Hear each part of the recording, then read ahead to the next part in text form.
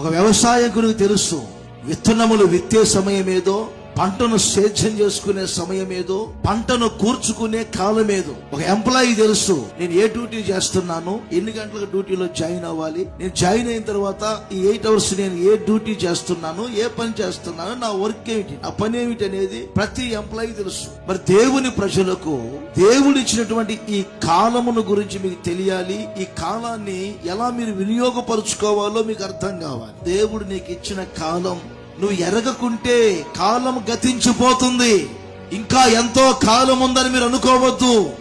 లోకములో ఎన్నో అపాయకరమైన కాలములు, దుష్ట కాలములు, భయంకరమైనటువంటి పరిస్థితుల మధ్యలో వెళుతూ ఉండగా నా దేవుడు ఆ అపాయాలు మీకు సంభవించకుండా, ఆ దుష్ట కాలాలలో ఉన్నటువంటి ఆ మనుషుల యొక్క దుష్టత్వాన్ని, ఆ భ్రష్టత్వాన్ని మీకు సమీపించకుండా ఈ కాలాన్ని దేవుడు మనకి ఎందుకు ఇచ్చారు, మీకు ఎందుకు ఇచ్చారు? ఈ కాలంలో మీరు చేయాల్సింది ఏంటంటే మిమ్మల్ని మీరు దిద్దుకోవాలి, సరిదిద్దుకోవాలి.